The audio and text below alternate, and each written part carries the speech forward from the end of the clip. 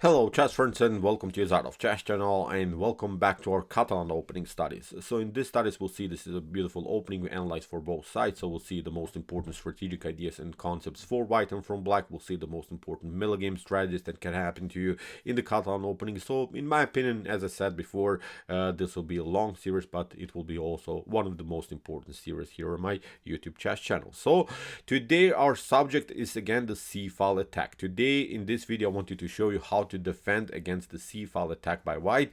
The c-file attack should not be underestimated. The c-file attack is a method that you face many times, and the first instructive game in the c-file attack, it's a game played by Nikita Meshkovs against Magnus Carlsen, in which Magnus Carlsen had huge problems against this c-takes d5 method. In my opinion, you have to know what you're doing here. In my opinion, if you don't react correctly, you could have huge positional and strategic problems. So that's why in this video, as I said, we're trying to solve this particular position, this early c takes d5. So let's see now how this position is happening. Of course, so we are not skipping immediately to this position. Let's see now again what is the Catalan opening and what's so special about white c-file attack. If you are interested in this line, please check out also our previous analysis in the c-file attack. It was a beautiful game played by Ding Liren against Veselin Topalov, in which Ding really destroyed Veselin Topalov with his early c takes d5 method. So here's the link of the video, please check it out. It's an incredible game played by Ding Liren. So here the first move is of course the move d4. We are playing knight to f6, c4 e6, knight to f3 d5. So we're now in the queen's gambit decline. So after move g3 we are now in the Catalan opening, and again my recommendation is to go with this early bishop to b4 check. After bishop to d2 we retreat again to e7, because the bishop on d2 is not going to be it's not going to stay there on d2. It will be maneuvered maybe to g5 to f4, in later stage maybe even to e3, but white will lose an extra tempo in order to improve the activity of the dark square bishop. So now white goes with bishop to g2. Now we go into the semi-Slav structure with c6 d5 e6, hoping of course that white maybe picks up now the pawn in the center of the board. If that happens, then I think we have a solid game. After e takes d5 the bishop can be played here of course to f5, maybe even to g4. Then later we can play queen to b6, knight to d7. So it's I think an equal game. We can of course occupy the weak e4 score. So kingside castling, rook to e8. So in my opinion white will never pick up immediately the pawn on d5. White will simply delay the situation, and after c6 white will simply play ideas like queen to c2. Now we simply castle, and after kingside castling now comes this very important idea. It's a flexible pawn structure now on the queen side. It may seem to you that it's a strange idea that you play now b6, c6, but the main goal about this move b6 is to go with your light square bishop on a6 and controlling further this diagonal, attacking also further the c4 pawn and also afterwards the e2 pawn. Notice that the queen is not connected to the e2 pawn because the bishop is standing there in the way. So that's why many times white plays simply bishop to f4, connects now the queen to the pawn, and now we play this move bishop to a6. This is now our cornerstone position. Many times, I guarantee you, white will simply continue with this plan. C takes d5. And you can say now, due to what you're talking about, this is nothing special.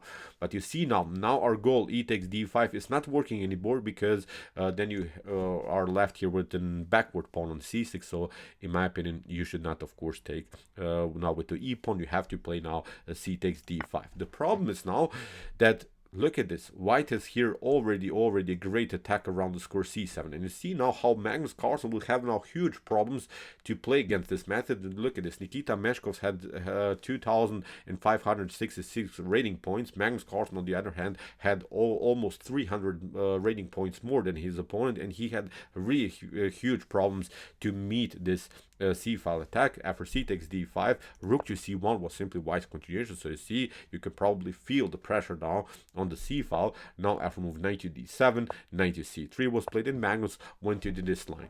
But I will recommend you something else instead of this move knight to h5 immediately. There are, in my opinion, better methods to meet this c-file attack. After move knight to h5, here Nikita Meshkovs played the interesting queen to a4, and in my opinion this is the way to go, because after knight to f4, here white simply took the bishop on a6. Okay, Magnus also took now the bishop on g2, but after king to g2, in my opinion white didn't solve every problem now on the c-file. Still, I think this c-file attack is working. Look at this, queen to c8 was played, queen takes c8, rook to c8, knight to b5. Again, some problems around the square c7, so in my opinion, white should be here already better. So I'm not saying black is going to lose the game because you reach this position, but in my opinion, this is simply too symmetrical for black. This is, in my opinion, too passive.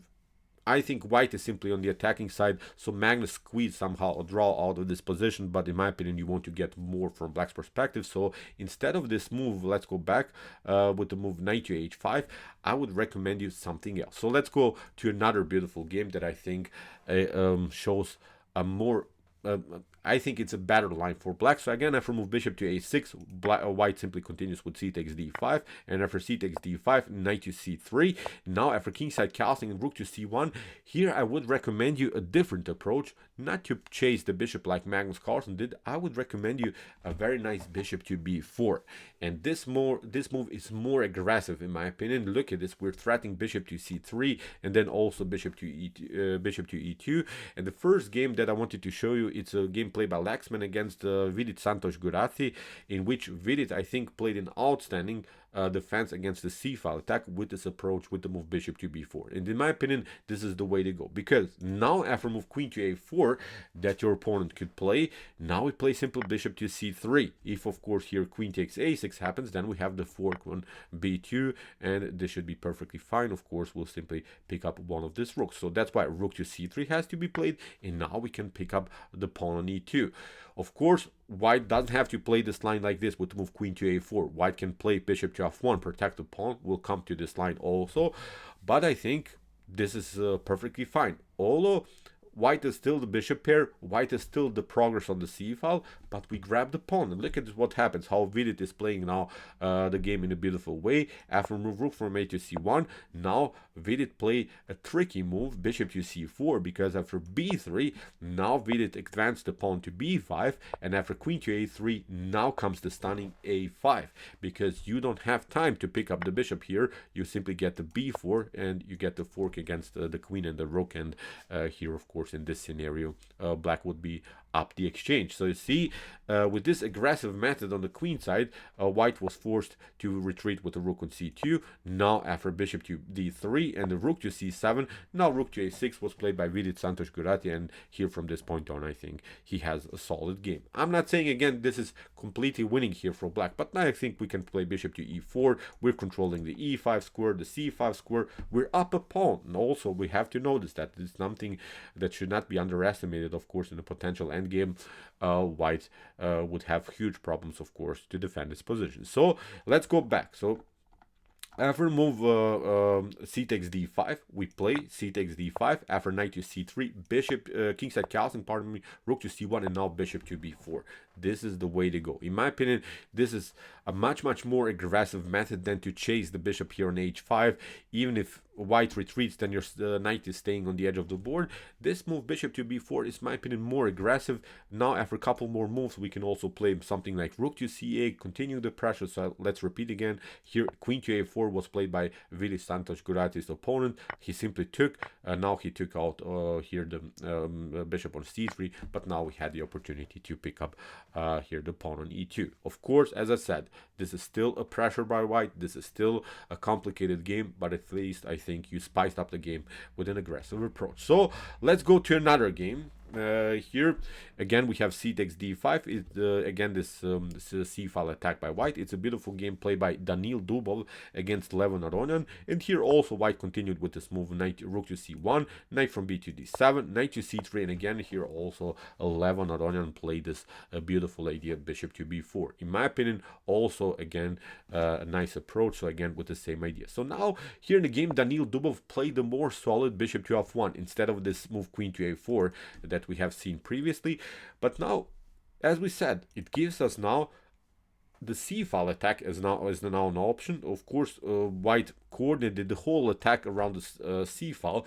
Now with this move bishop to f1, white gave us an extra tempo. Now we can play rook to c8, and for instance, if queen to a4 happens, Now the problem is now after bishop to c3 and something like, I don't know, rook to c3, we can play now rook takes c3, b takes c3, and now suddenly white is left here with an isolated pawn.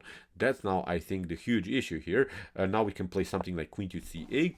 We can connect now the queen to the bishop, and we are attacking now the c3 pawn. We are controlling also the c4 square, and in the next couple of moves we will probably play something like knight to e4. And in my opinion, this is again a solid, really great game here for black. Even the engine lies here already. Black's position much more. So as I said, after move bishop to f1.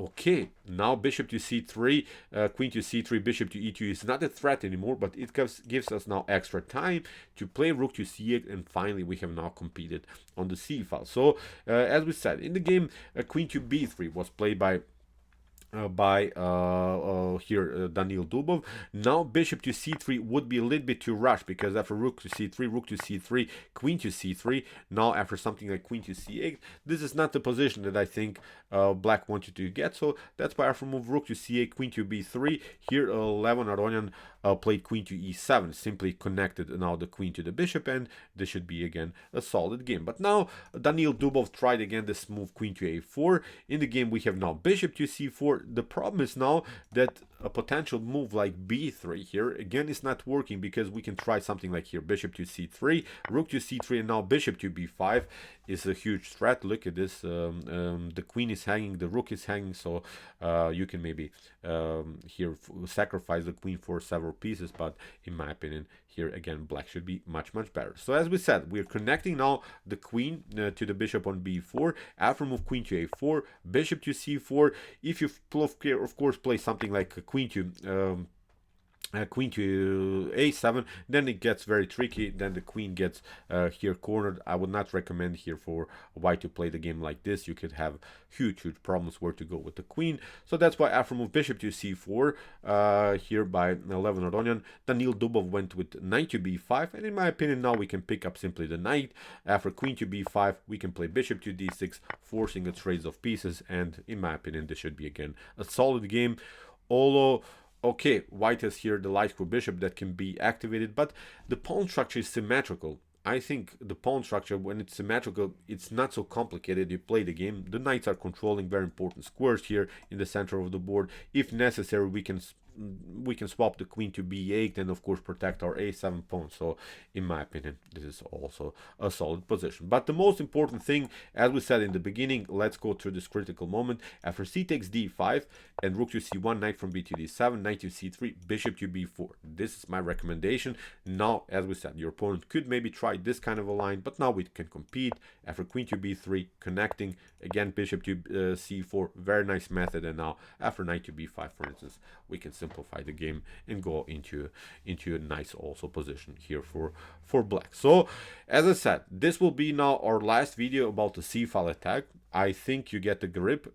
It's very important to find ourselves at least some kind of a resource against our opponent's ideas, because these ideas, I guarantee you will meet many times, and if you don't know what you're doing, you could lose many games, or you can maybe make a draw against much lower rated opponents like Magnus Carlsen. Look at this, he played this line, knight to h5. I'm not saying you will lose the game, but in my opinion this bishop to b4 move is more aggressive, it's more forcing, it's more dynamic here for black. So you see Magnus Carlsen went to this line, played only a draw against a 300 rated low rated opponent here. It was an incredible also result by Magnus Carlsen. Of course, he won also many games in the Catalan opening for white and for black, but in my opinion, look at this, he had huge problems in the c-file attack here by white and only played a draw. So okay, I hope that you like this approach in the Catalan opening for black here against this early c-file attack. The next couple of videos we'll analyze now this different line. After move bishop to b4, we'll analyze now this. After bishop to b4 and bishop to d2, we'll analyze also methods like a5 or c5, which are supporting a little bit this bishop on b4. These are very tricky lines that should not be also underestimated here by white or black. So this will be now our next subject in the Catalan opening. So okay, I hope that you enjoyed the study. If you want to see more about the Catalan opening, please check out our series so far, from the first video, introduction video, and then part 1, 1, part 2, part 3, and so on. Here's the link of our playlist, and if you like this content, don't forget to subscribe to my channel. See you soon with some more videos, and chess is the best, of course.